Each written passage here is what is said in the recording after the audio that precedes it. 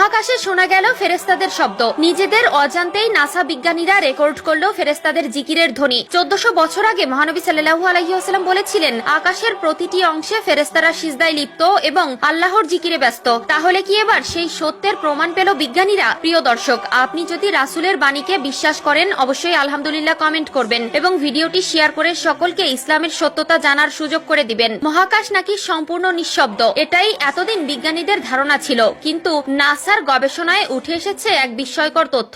মহাশূন্য থেকে ভেসে আসা এক রহস্যময় ধ্বনি রেকর্ড করেছে নাসা, যা শুনে গবেষকরা অবাক। তাদের মতে এটি যেন কোটি কোটি মানুষের একসঙ্গে কোনো মন্ত্র বা সঙ্গীত গাওয়ার মতো শোনাচ্ছে। কিন্তু প্রশ্ন হচ্ছে, এই শব্দ কি সত্যিই শুধু বৈজ্ঞানিক কম্পন নাকি ফেরেশতাদের জিকিরের ধ্বনি? রাসূলুল্লাহ সাল্লাল্লাহু আলাইহি ওয়াসাল্লামের বাণীর সাথে আজকে নাসার বিজ্ঞানীরা যে সত্য প্রমাণ পেয়েছে তা নিয়েই থাকবে আজকের বিস্তারিত। রাসূলুল্লাহ সাল্লাল্লাহু আলাইহি ওয়াসাল্লাম হাদিসে উল্লেখ করেছেন যে আকাশে প্রচন্ড ঝাঁকুনির মতো শব্দ হচ্ছে। অতীতে ধারণা করা হতো যে মহাকাশ একটি সম্পূর্ণ বায়ুশূন্য পরিবেশ, যেখানে শব্দের সৃষ্টি অসম্ভব। তবে সাম্প্রতিক সময়ে নাসার একাধিক গবেষণা এই ধারণাকে বদলে দিয়েছে। গবেষণায় দেখা গেছে মহাকাশে বিভিন্ন প্রাকৃতিক ঘটনা ও কম্পনের ফলে বিশেষ ধরনের শব্দ সৃষ্টি হয়, যা আধুনিক প্রযুক্তির মাধ্যমে শনাক্ত করা সম্ভব হচ্ছে।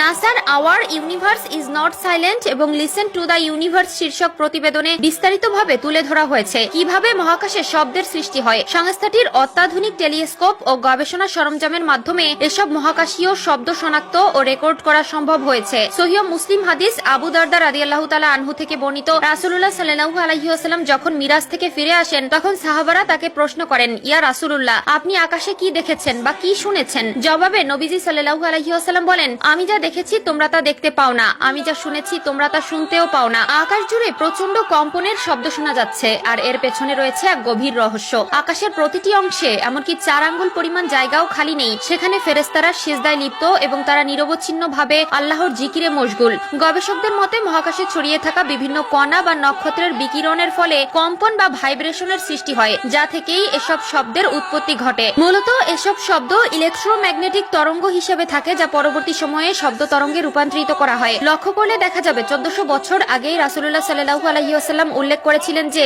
আকাশে কাঁপুনির মতো শব্দ হয়। নাসা বর্তমানে বলছে এই শব্দগুলি কাঁপুনির কারণে সৃষ্টি হয়। এমনকি গবেষণার সাথে যুক্ত একজন বিজ্ঞানী মন্তব্য করেছেন যে এই শব্দগুলো শুনে তার মনে হয়েছে যে একত্রে বিলিয়ন বিলিয়ন মানুষ গ্রেগরিয়ান চ্যাট গাইছে। গ্রেগরিয়ান চ্যাট হলো খ্রিস্টানদের এক ধরনের ধর্মীয় সঙ্গীত, যা একসঙ্গে গাওয়া হয়। তবে 1400 বছর আগে মহানবী সাল্লাল্লাহু আলাইহি ওয়াসাল্লাম বলেছেন যে আকাশে ফেরেশতারা একত্রে আল্লাহর জিকির করছেন। নাসা মহাকাশে যে শব্দ আবিষ্কার করেছে তার পেছনে বিভিন্ন বৈজ্ঞানিক ব্যাখ্যা রয়েছে, যেমন নক্ষত্রের চৌম্বক ক্ষেত্র বা প্রাচীন মহাবিশ্বের বিস্ফোরণ। তবে এই শব্দের বর্ণনা মহানবী সাল্লাল্লাহু আলাইহি ওয়াসাল্লামের হাদিসের সাথে সঙ্গতিপূর্ণ, যেখানে তিনি 1400 বছর আগে বলেছিলেন যে আকাশে ফেরেশতারা একত্রে আল্লাহর জিকির করছেন। যদিও নাসা এর বৈজ্ঞানিক ব্যাখ্যাও দিয়েছে, তবে এই শব্দগুলো প্রকৃতপক্ষে ফেরেশতাদের জিকিরের ধ্বনি কিনা তা কেবলই আল্লাহ তাআলাই ভালো জানেন।